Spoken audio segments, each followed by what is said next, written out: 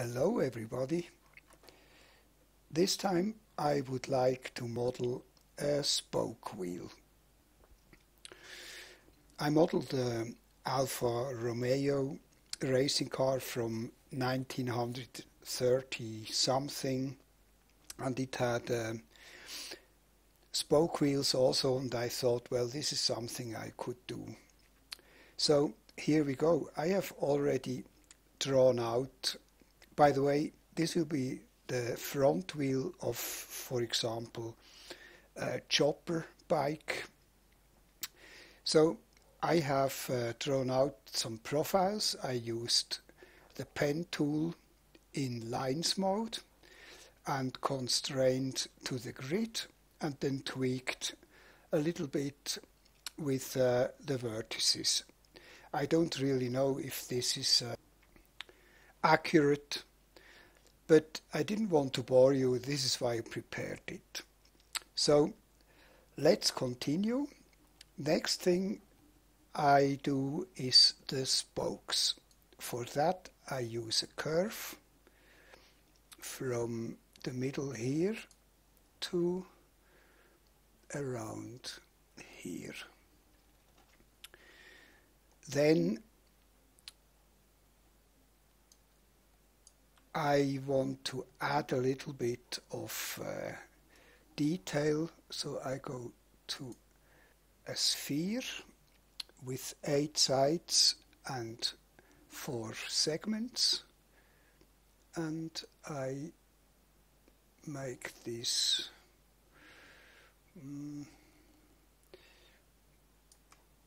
14 millimeters. Go out of sub-D mode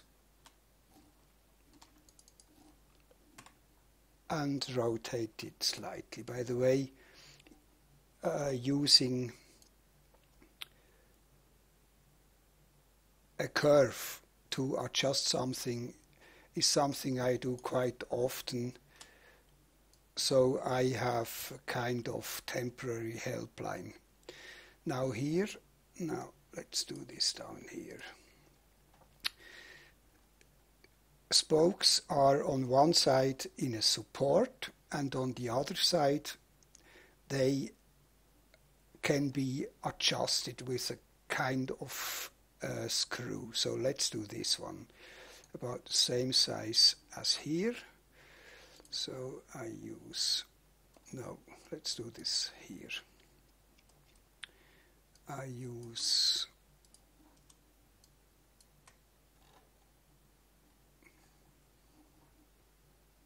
where am I here?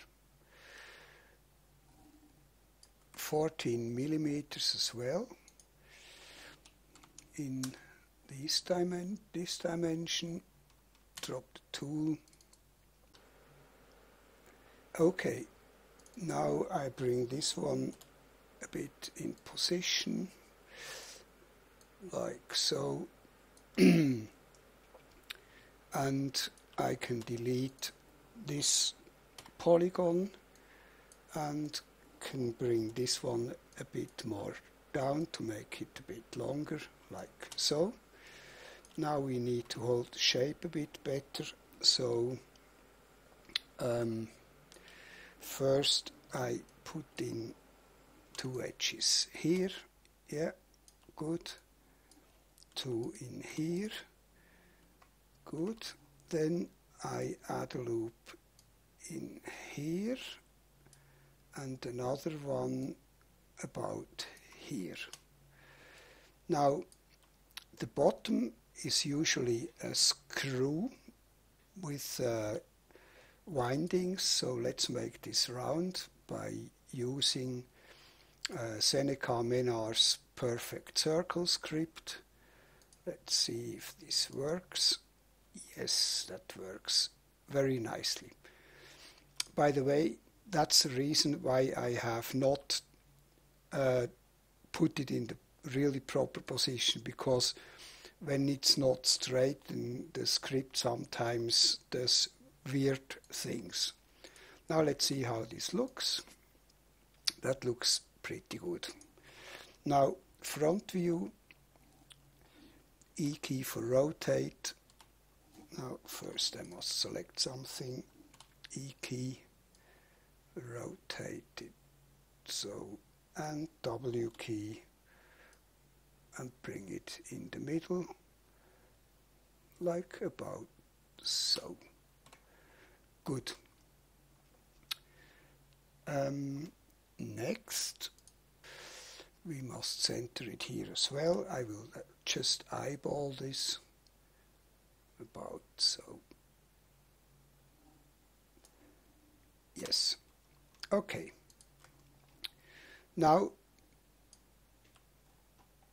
this might be a bit big. Maybe I make it a bit smaller.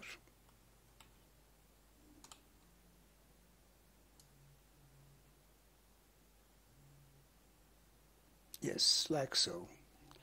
W key, bring it a bit more up. That's good. Okay.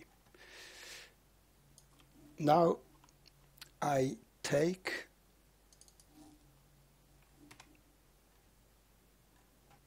all this stuff and this one, Control X, make a new mesh, Control V, and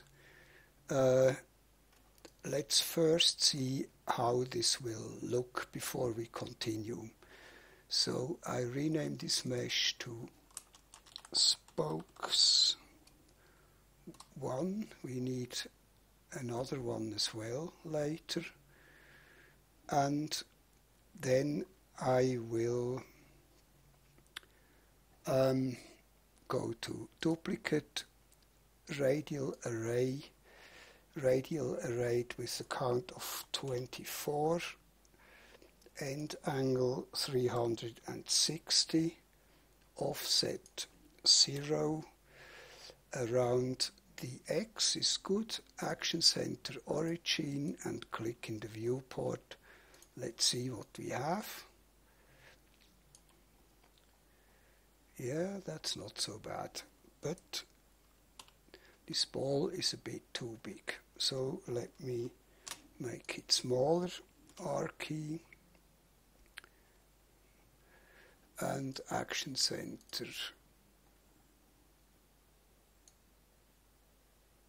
again.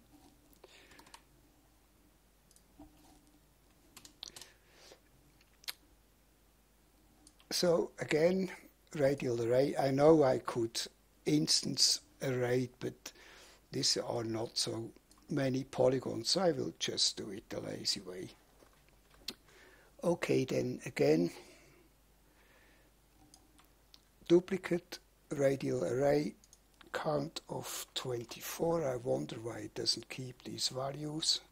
360 degrees, offset 0, and action center origin, click in the viewport. That's good. Now let me go to the render tab, and we are here in the spokes mesh, and we must activate render curves. Oh, that's a bit on the big side. Maybe, I don't know, 2 millimeters.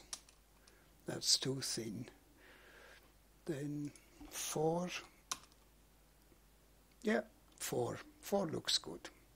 Maybe even 4.5.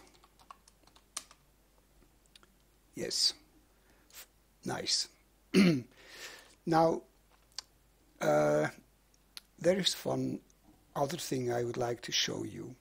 If you activate render curves as polygons, then this gradient slider becomes enabled, and you can go to the curve editor, and you can, for example, click on right click on this here and say break value. Now these things are separated, and you see now we can have different thicknesses in a curve at render time. which might be quite handy for certain things, but it didn't look right. I tried to do this first this way, but anyway, it didn't look right, and this is why I modeled it out. Okay, that's just an aside. Render curve as polygon. Good. Now we can go back to our model tab, and I copy everything, control copy.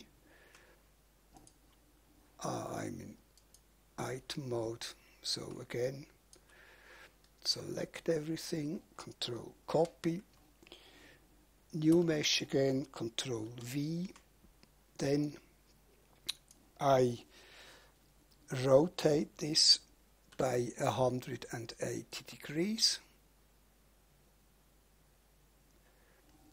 like so, and call this mesh spokes 2.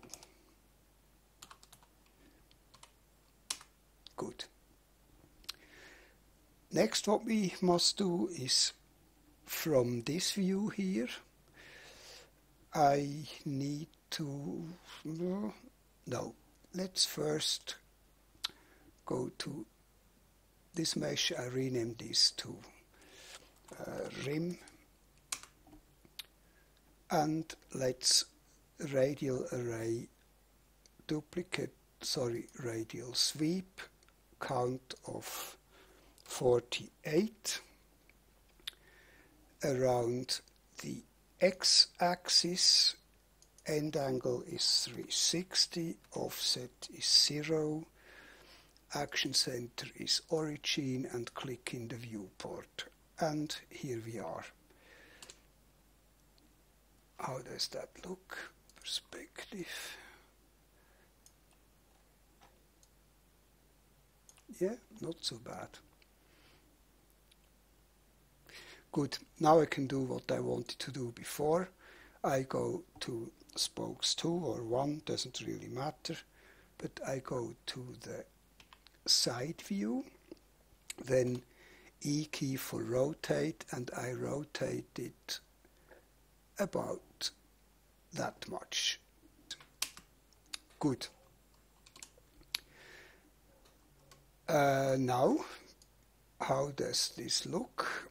I think we must go to the rim part and harden some edges. I run the mesh cleanup. We still have the same problem on the radial sweeps as I described also in another tutorial. I think it was curves, gotchas. Okay, let's continue here. That needs some hardening. The easiest way to do this is to select such an edge, Alt-C, count of 2, and it will harden all the edges, like so. And the same up here.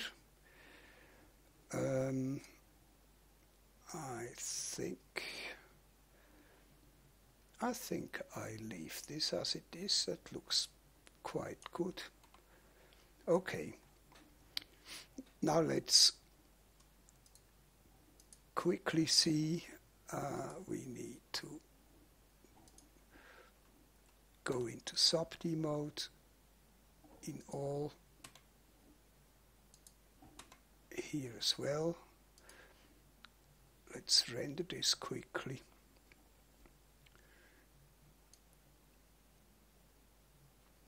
We have a problem with spokes 2 because we don't render the curves, and it was, what was it on spokes 1, 4.5 millimeters. Let's do the same here, 4.5. Okay, nice. Now what we need is, we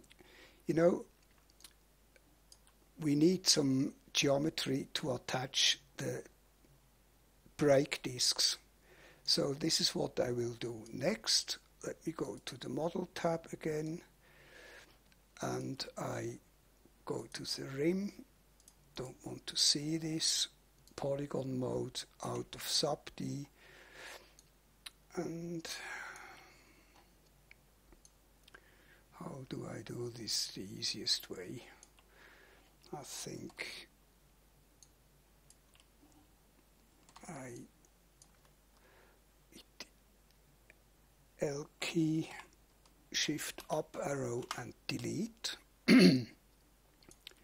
Then I go to this edge, press Z key for edge extend, right click to activate, then the R key, and on the red circle bring this out 200%.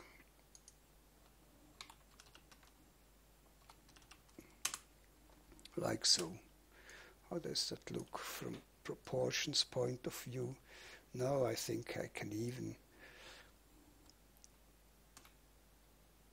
make this a bit bigger again, like so. Drop the tool. Now I select this, L key, Control X, and go into a new mesh, Control V, and we don't need to see this here. And then I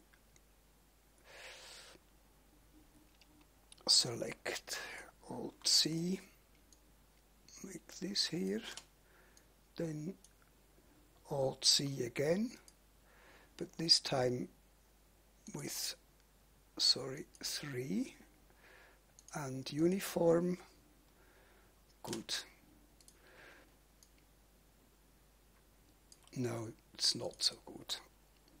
Make this one bigger. This one as well. And this one as well.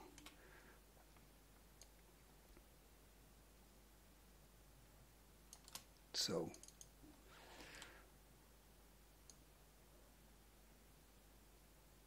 Okay. Now we have 48 edges. Then I need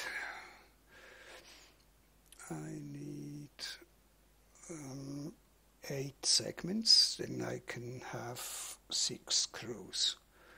So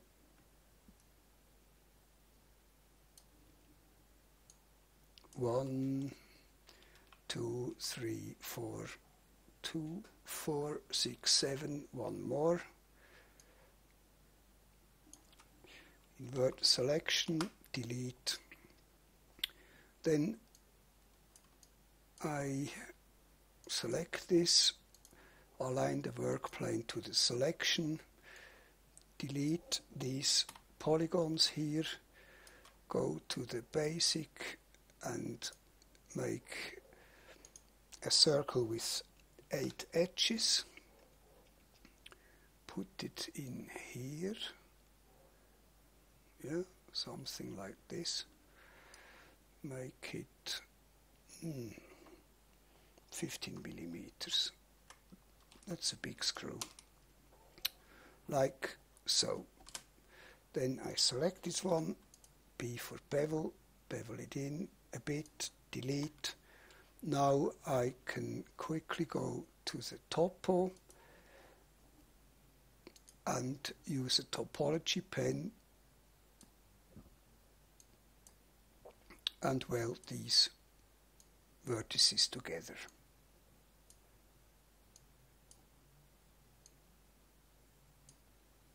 Like so. Back to model, and now we need 6 parts of this. Okay. Duplicate radial array, count of 6. Action center, this is 360, 0. and apply. Now let's see if we have all vertices merged. Go to tab. No, we have not. Maybe I should do that first. Go to vertex, merge. I could also run the cleanup. 42 merged now. Now it looks good. Good.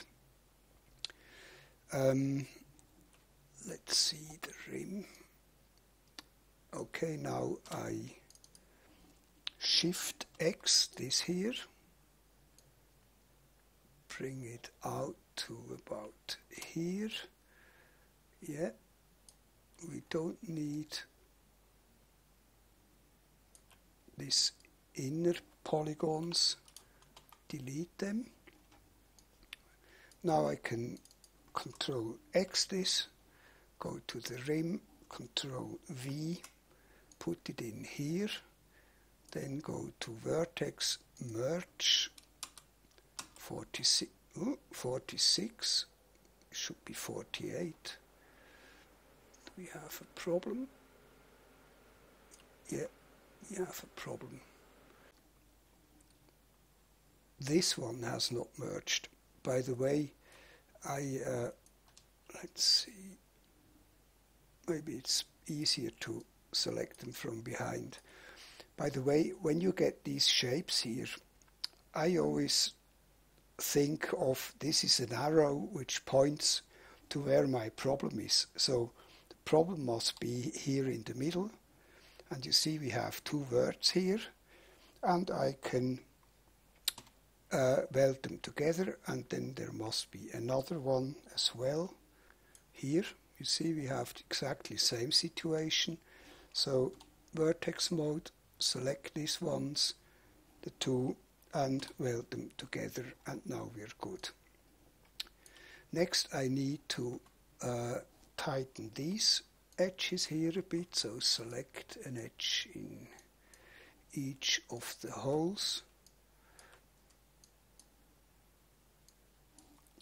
Alt C with the count of 2 and symmetry. Good. Next thing is we must find out where the X position of this vertex is here. By the way, with Modo 701 you cannot copy and paste these positions anymore, which is a pity really, but when you make it larger so it looks as if it would be a spreadsheet, then it works. Then you can copy and paste these values, just as an aside. So the tool, now I select this edge here, and then go to vertex, set position, Control V in the X. OK. Now we can select these edges here and bridge them together. Then I can use this one, R key, and make it smaller, like so. And here is our spoke wheel finished. Just a matter of rendering it quickly. Make sure we have everything in sub-D mode. Okay, this one needs an edge in here, or two, like so. So this is in sub-D. This one we might bring a bit further out. This one a bit further in.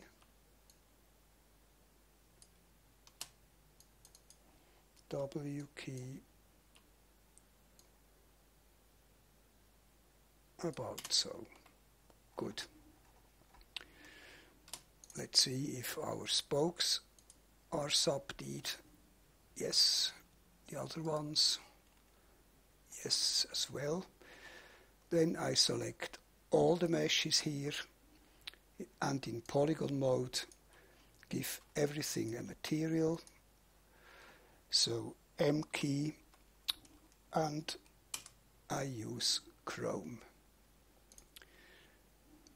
So go to the Render tab, and let's find a nice view for this, like about so. Then bring up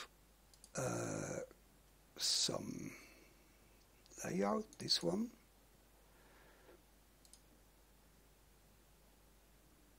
Yeah, why not? Then I use the silver material for the chrome and go to the Render tab. Make this 888 and Control Enter. Then it automatically calculates the frame width. Bring this maybe a bit closer and run the render. And here it is, our finished spoke rim. Well, thank you very much for watching. Take care and have fun modeling with Modo. See you some other time. Bye bye.